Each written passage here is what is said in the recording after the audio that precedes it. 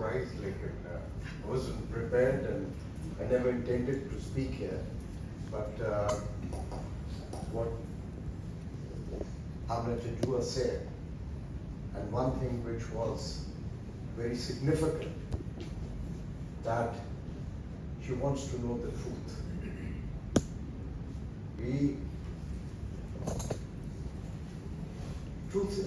To speak the truth is very, very difficult. It's very difficult to speak the truth.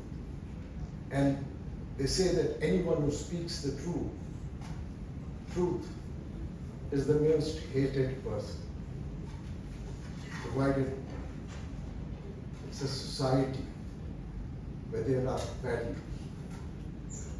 I've had long experience. I've known Masood Janjua from the days of the lawyers' movement. Let me say that was not a movement for restoration of the judges. It has a far greater role, much bigger role. Its role was to restore democracy, to restore the constitution, and above all, to have the rule of law in the country. And why was that? It attracted people like Masood Janjua, it attracted her children and so many others who were victims of state excesses. But it's very interesting, you see. I was sitting there and it reminded me of an incident. I was a civil servant, I'd resigned. So we were a batch of about 100 people. So after every 10 years, there's a formal reunion at the academy, official. So I had resigned, so they all asked me to come, and I told them, you see, I have nothing to do with it. Yet they forced me and I went there. So initially, the then Director General was there. I mean, since she has said to speak the truth, let us speak the truth. Now we were all, I mean, I had resigned, the rest were all civil servants, some from police service, some from the district management group, and many others. The Director General was a person who had served there in Punjab as the Chief Secretary. So when I went there, our time, the professor wanted to know why I had resigned. So I spoke the truth. Because of speaking that truth, everyone else started speaking the truth. So this one colleague of ours, who is now retired as a police officer and a very honorable police officer, he said whatever he said is absolutely right. The first time when I was posted as a district police officer in Punjab, I was interviewed and I was told that we have a policy, an unannounced policy of extrajudicial killings. And this he said in front of everyone. And I don't want to say who he had named, who had interviewed him. So he said, I mean, it didn't harm me, except that I was sent to the federal government, and I remained very happy. So the gentleman who's the Director General, he said, no, this is absolutely rubbish. This can never, could never have happened. When was that? He said, when you were the Chief Secretary. And that was the truth. I've had an experience of being a judge since 2014. And the most difficult, and fortunately there are many faces here today who probably shared that experience. The most difficult cases were that of enforced disappearances. The first case, it was an old case. When it came to me,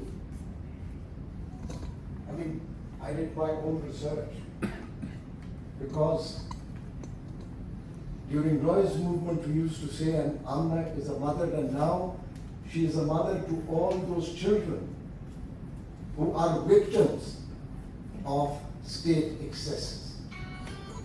So during Roy's movement we used to say, Riyasat hogi maa ke jaise. So a Riyasat, you see, is supposed to take care of its children. But if the state is perceived to be involved or gets involved, there's nothing that the courts can do. There's nothing that, because the state, it's the duty of the state to investigate, to make people accountable. But fortunately, the first judgment I gave,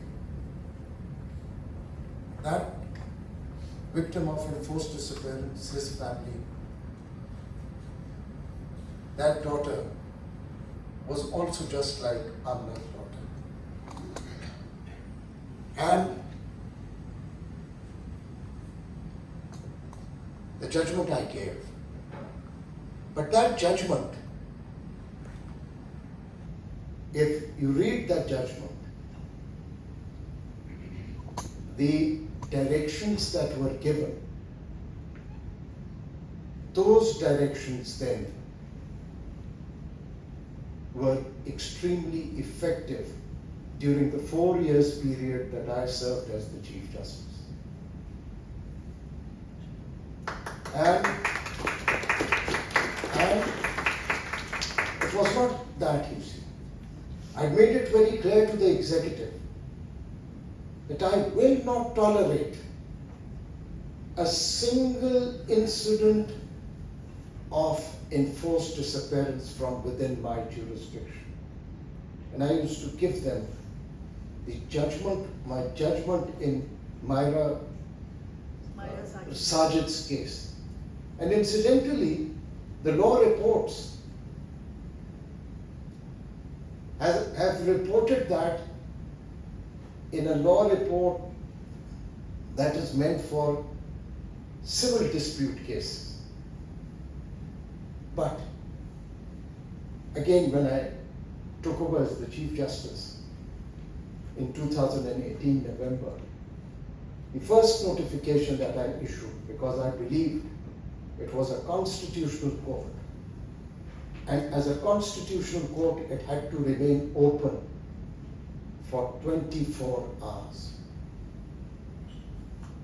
And the first case that came to me, I was at home, and the Supreme Court didn't take that case up, though the journalists went there.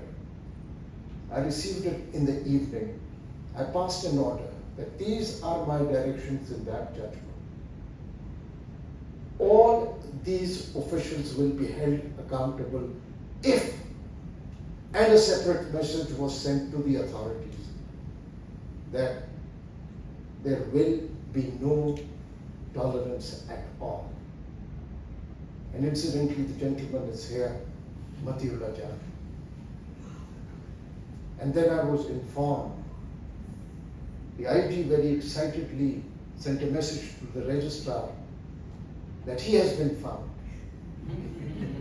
But it didn't end there.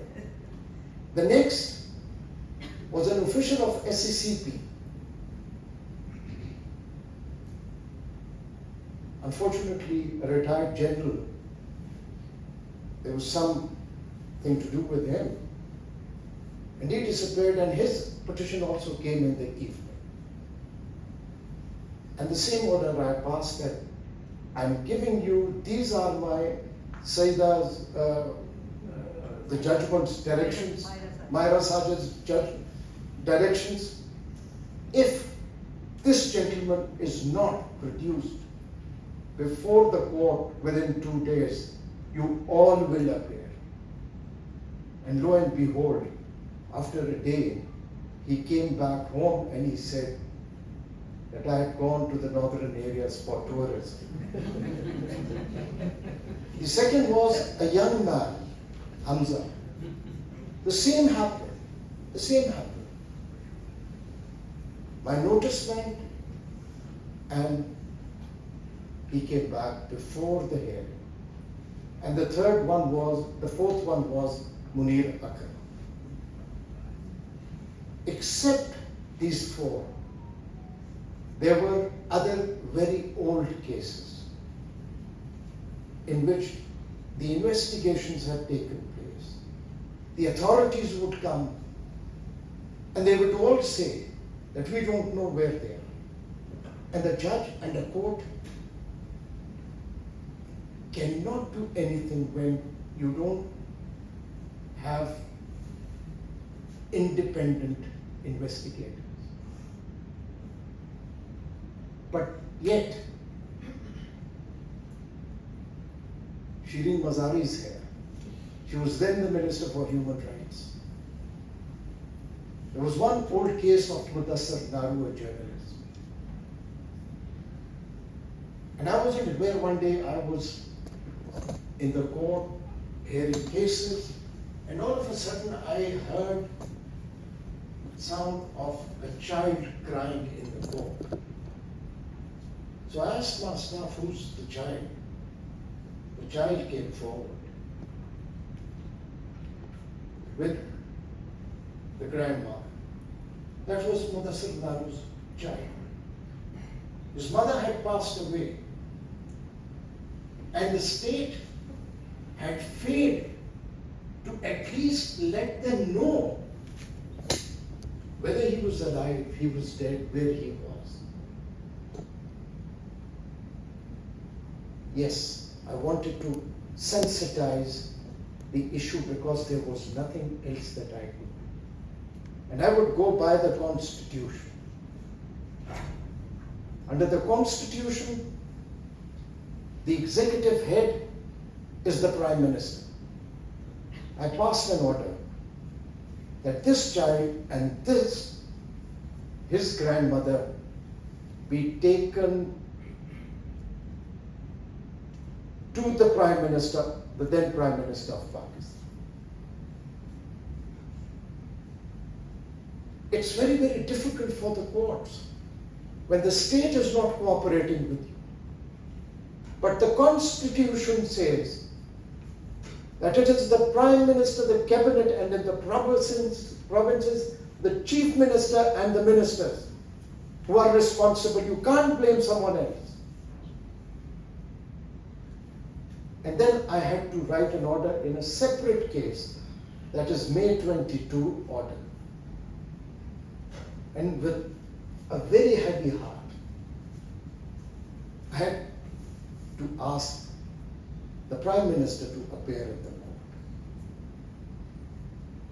And the Prime Minister did appear. Naru's son was also there. He also assured in the court that child, that his whereabouts would be known. When I was in a haste elevated to the Supreme Court. But before that, let me say to you, the Islamabad High Court,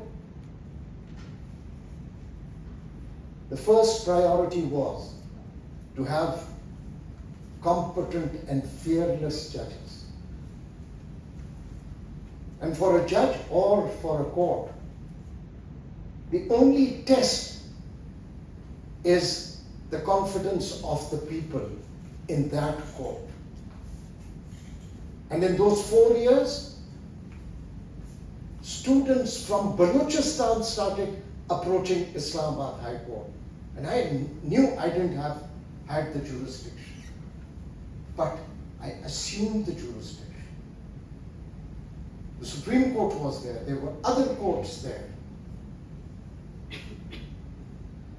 The only judgment on enforced disappearance the nature of the offense, the gravity of the offense, and to what extent it violates human rights is the only judgment which is Myra Sajid judgment, and in all the jurisdictions. There is no other, because I searched them all. When the Balochistan students came, I didn't know what to do, because it was out of my jurisdiction. The investigations had to take place in Balochistan. But law did provide me that jurisdiction. And I thought, it's such a complex issue. Why not constitute a commission which would include every person in this society who is vocal about enforced disappearance?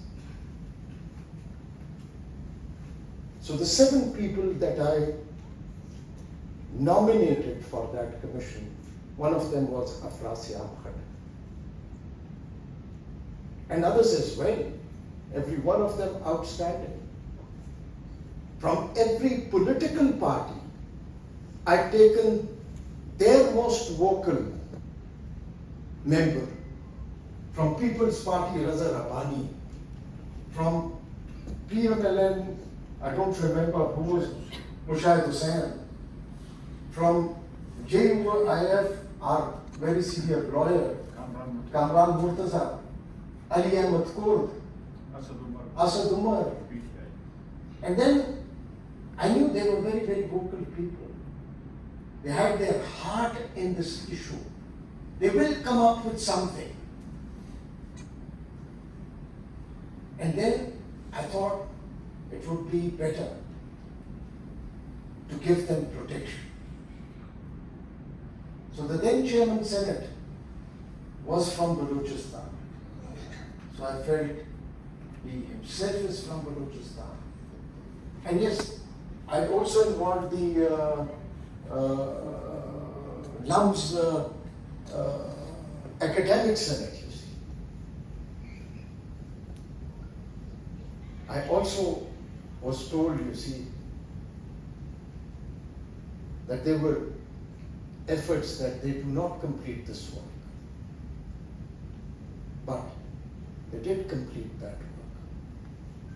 The report I don't know, but in a haste I was elevated to the Supreme Court. But I'm sure with all of them, it must be a landmark, the report, which in my opinion should be made public. People must know. Balochistan is most important right now for every Pakistani. And let me say this. The Constitution makes us responsible. Every judge, though a case may not be before a judge, is still responsible. Why? Even after the 26th Amendment, Article 184 has not been amended. Every judge of the Supreme Court is responsible personally and severally for every violation of fundamental rights that takes place in Pakistan. That gives the Supreme Court that authority, the power.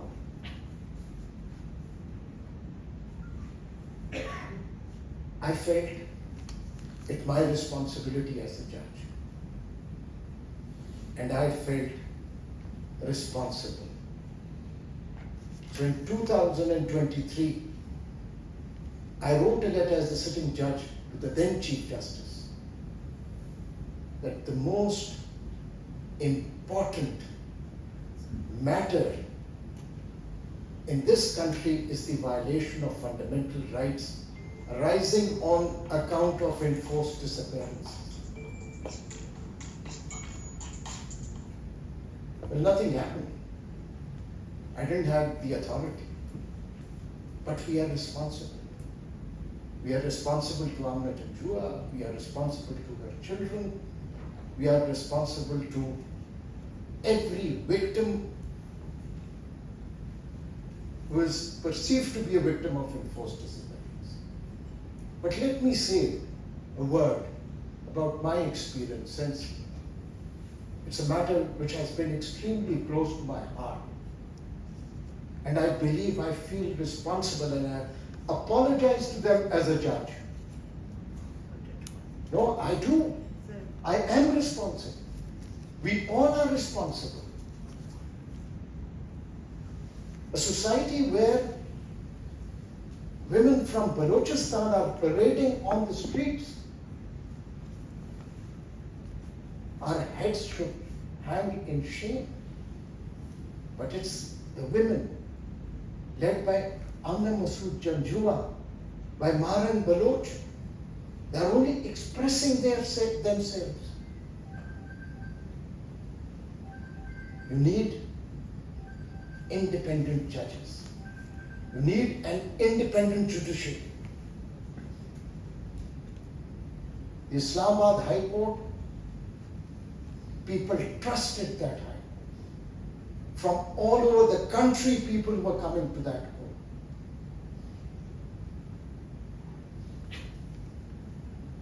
It had independent and fearless judges.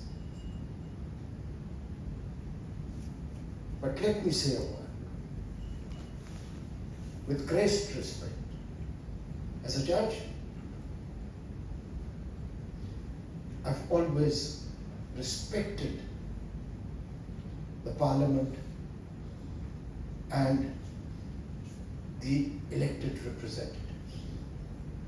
They have been victims for the past 77 years. But my experience is that those, as a judge, that those who are in the government, for them, the enforced disappearance issue, they don't want to be told that this is an issue. And they also want to pretend that this is not an issue. It is an issue.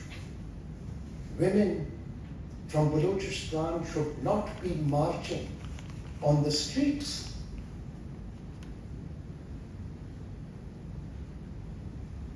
As a judge, my head certainly hangs in shame. It is for the Parliament. It is for the political leaderships. When they are in opposition, they are absolutely different. I think the other things, I should leave it, the details, to my memoirs. But truth must be spoken, as Masood Janjua has said. She said in this documentary that she has not gained anything. With great respect, she's wrong. She has given hope to hundreds and thousands of those victims who should have been looked after, protected by the state. It is the responsibility of every citizen.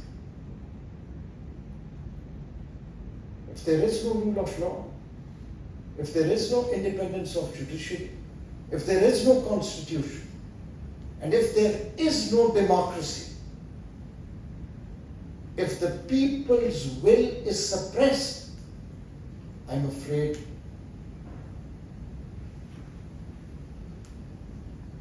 our destiny will not be fair to our coming generations. We owe it to them, we owe it to her, and we owe it to the youth. Everyone has to wake up. They can't just pretend this pretense has damaged this society. Truth has to be spoken. It has to be spoken when things happen.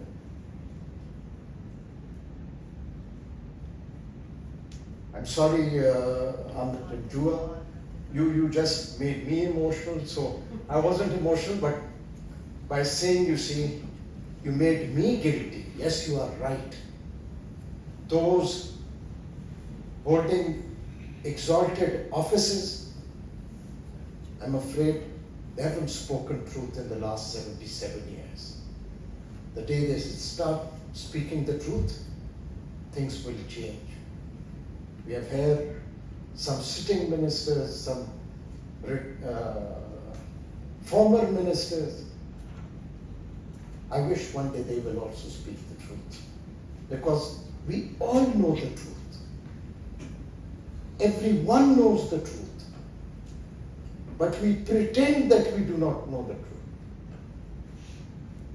So sorry, I never intended to speak, but I just, because I had to come with the kind of your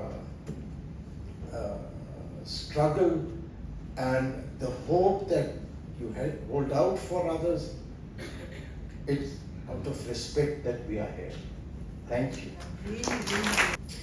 Those who are here, who know the experience, know the uncertainty, the weight and the silence that enforced disappearances bring. For us, it is the fragments of memory that we hold on to so much and so dearly, because we have been clinging onto them for the last 20 years. Today, this little effort of documentary, we want to share the human side of this story, the human side of the story of Masood Janjua's case, because it's the occasion of his 20th year of enforced disappearance. And when you leave today, we hope you carry with you the fire of this struggle, the fight that continues, and till the last person, the last enforced disappeared person has returned to their families. Now I would like to give my mic to my mother, who's the wife of Masood Janjua, to share a poem she wrote on this occasion. You can also find these poems on these brochures, so she will be narrating the poem. Thank you. Thank you so much for all of you coming here. And अगर आप कहें कि हम लोगों ने हार क्यों नहीं मानी, तो you people are the reason. Your support is the reason. Because you people have always been with us. So this is a small poem. ये एक memory में एक actual scene था कि हम नथिया गली गए थे और वहाँ पे snowfall हो रही थी. तो उसमें I could not see Masood anymore because of the snowfall, and he could not see me because itni density. And he didn't disappear that day, but I'm just making a एक इसको मैं तशबीह दे रही हूँ कि जिस तरह से उस दिन मुझे वो नजर नहीं आ रहा था, इसी तरह से वो एक दिन गायब हो गया. So here's the poem.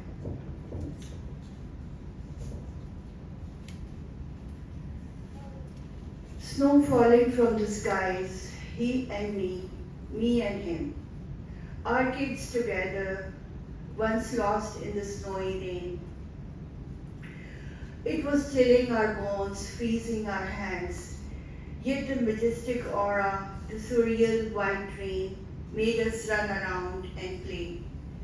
Cheers and shouts and falling, all we lay, making balls of snow and throwing at one another, the beautiful sky white as the snow, the dance of the trees so happy in the rain, their small branches singing in the wind, peeping from beneath the fluffy white snow. Amid this play and fun, fresh balls of snow started, bathing the valley in a pure heavenly show. Many dreams came true, many joys showered, many a blessings bloomed, falling from the skies. It snowed and snowed, more and more white, more and more dense, our vision blurred. As the balls falling from the heavens, our eyes could not see, our hands could not feel. The snowballs as if blanketing our souls. A scene so out of the world, till we could not see one another. I could not see him. I gasped for his hand, but he disappeared. I longed for his warmth, but there was none. He was completely engulfed into the unknown, vanished in the snow. He disappeared in the snow for me, and I disappeared in the snow for him. Since time immemorial, that snow falling from the skies hasn't melted, guys.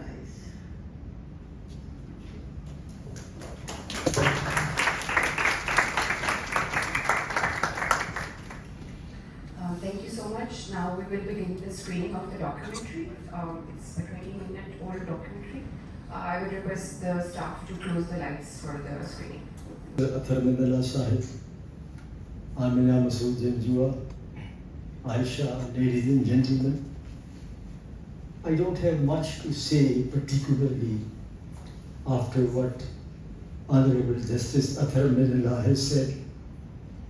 I only want to say that 20 years is a long enough time. Generations change.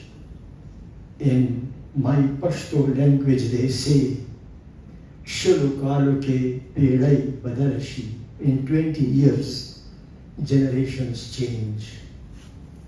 But for Amna and Aisha and the family, the time during the last 20 years was totally frozen. My thoughts and my prayers are with this family because the last 20 years have remained frozen for them.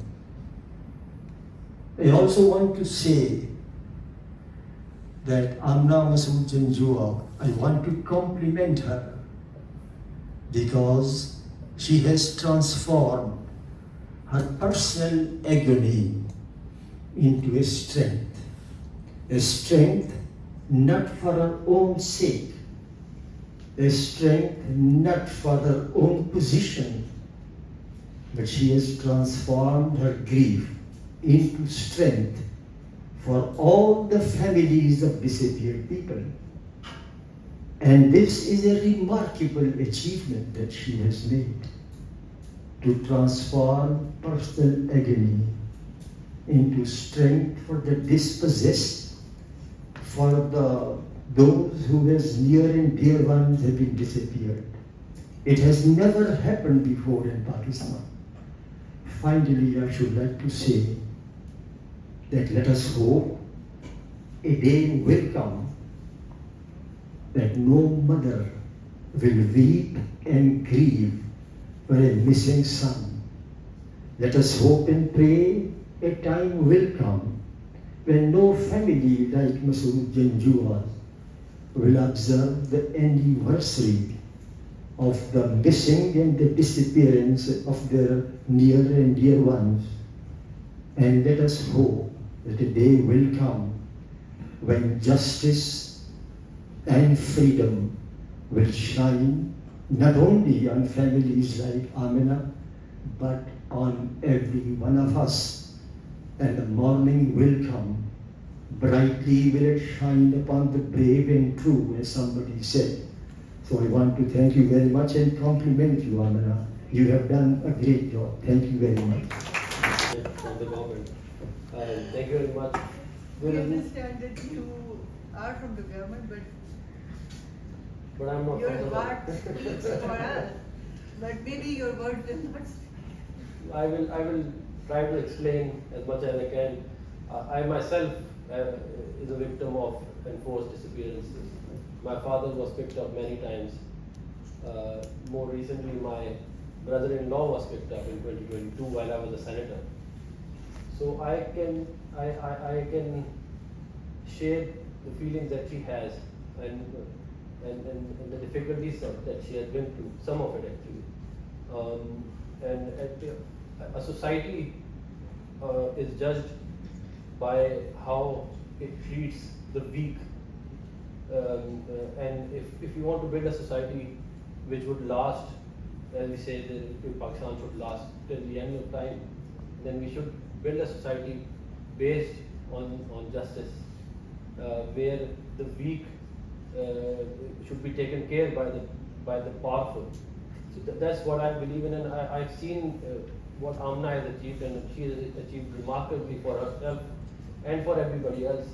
I mean, what a lot of the work that she is doing is something that we should be doing, to be honest. And as the honourable judge has said, that we are responsible.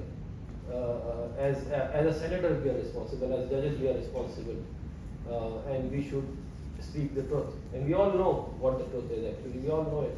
It's just that in Urdu we say that सच अच्छा मगर उसके लिए कोई और मरे तो और अच्छा. So ये it's unfortunate, but I will keep supporting you, and you have done remarkable, and inshallah I hope that good days will come. I hope कि वो जो कानून मैडम शीरी मसानी ने बनाया था, अगर वो आप dig out कर लें किसी तरह, मैं इसको dig out करूँ. तो because that's basic कि हम उसको as a crime कि forced disappearance crime बनाएं. मैं मिस्टर साहिबा से बात कर लेता हूँ. Madam is here. I'm sure she's done something really good. Yeah. I will do it. वो जैसे अभी आपने देखा कि वो इतनी जल्दी ही अमेंडमेंट पास हुई है ATA वाली.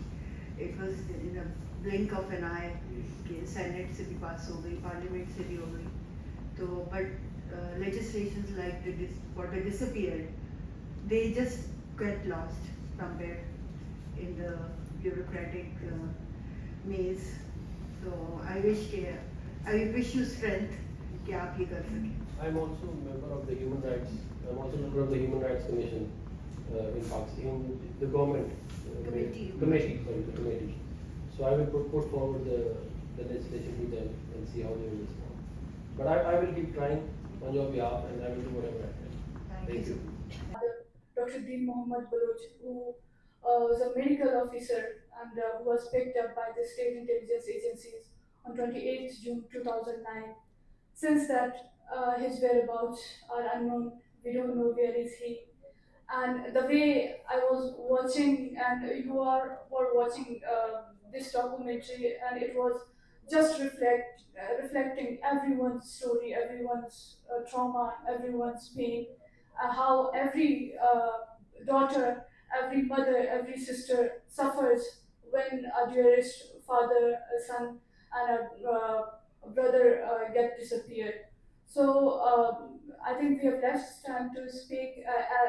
I'm really glad Justice Athar Minallah Sahab is here, and we are happy that still there are some kind of judges who really dare to speak on enforced disappearances the way we see Balochistan. And जिस तरीके से वहाँ पे जब भी गुमशुदगियों का नाम सुना जाता है और वहाँ पे वो केसेस क्लोज अप होते हैं, वी आर ग्लैड कि अभी भी इस किस्म के अदालतों में भी इस किस्म के ऑनरेबल जजेस हैं जो इस पे बात करते हैं. एंड सिर्फ एक बात मैं इसमें कहना चाहूँगी इस प्लेटफॉर्म में कि जबरी गुमशुदगी किसी एक कम्युनिटी का मसला नहीं है. जबरी गुमशुदगी ना किसी कौमियत को देखती है, ना किसी इलाकाइयत को, बस इसमें न सिर्फ एक शख्स जबरी तौर पर लापता होता है बल्कि उसमें पूरा फैमिली सफ़र करता है. So this is responsibility of every individual to speak up against this enforced disappearances. और last में I want to invite and request all those individuals that we are we have set a second camp beside the press club from last 39 days, or where the enforced disappeared family members and family members of Dr. Maryam and BYC leaders are leading this camp. And from last 39 days, no one has visited, and not even from government people कि आप लोग किस वजह से आए हैं, आप लोगों के डिमांड्स क्या हैं, बजाय इसके हमें प्रेस क्लब के सामने हमारे ऊपर जो माल कुटाई हुई, हमें प्रेस क्लब के सामने से हटाया गया। और अभी हम प्रेस क्लब के पिछले वाले हिस्से में गुज़िश्ता 39 दिनों से बैठे हुए हैं सिर्फ इस पे कि हुकूमत आए और हमारे मुतालबात सुने। हम बारह इस्लामाबाद की तरफ आते हैं कि बलूचिस्तान में जो मीडिया ब्रेकआउट है, बलूचिस्तान में जबरी गुमशुदगियों के हवाले से जिस किस्म की अदालती रवैया होती है, शायद इस्लामाबाद में कोई हमारी बात सुने, बट स्टिल हम देखते हैं कि यहाँ पे भी हमें बिल्कुल एक इररेलेवेंट रखा हुआ है, जहाँ पे मीडिया को भी अलाउ नहीं है। So I request and invite all of you तो प्लीज़ आए इस जबरी गुमशुदगी के ऊपर, जो हर एक की जिम्मेदारी, this is responsibility of every individual कि वो इस इशू में उन फैमिलीज का साथ दें, उन फैमिलीज को सपोर्ट करें। सो वी रियली हम आपकी तरफ we look forward to see you and we hope we get your support. Thank you very much. Yes, Hamid. I was listening to the speech of Honorable Athar Minallah, and I've seen him a lot of times in the court because my case was decided by him, as he mentioned.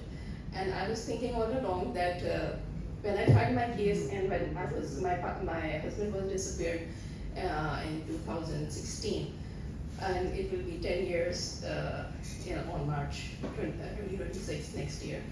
So when I was struck with the same kind of calamity that Amna was struck with, and I was in this dilemma that whether I should go out, whether I should even file a FIR, and if I should go to the High Court or not. There were a lot of fears and there were a lot of speculations, but I did what was in my capacity as a lone woman. Never did I thought that one day after 10 years my case would become a landmark judgment and would be quoted for a lot of other people to get some kind of relief. And although my husband didn't come back yet, and my 3 daughters grew up without their father, much like Aisha did, but I'm glad very much, and I'm kind of very thankful to Allah subhanahu wa ta'ala that He gave me the strength to go out and file a case and face the world and face the courts, which was very difficult for me as a mother, as a single parent. But I'm glad that I did my part, and this is my message to everybody, to all the victim families also, whoever is struggling in whatever way they are struggling, that just do your part, and maybe you are a small cog in the whole big plan of Allah, and He's using you to create a domino effect, which will one day, we are sure, unturn all this big system of injustice. And I'm sure that although the criminals of this crime of enforced disappearance, they think that they are winning, that they think that they are still able to disappear people. They think that they are still able to hold on to their criminal ways of silencing the people of Pakistan. But I'm sure that they will realize one day, and we are very sure of this, that we are winning. They are not winning. And one day we will realize, as I realized today, that how my small effort became a part of a bigger effect.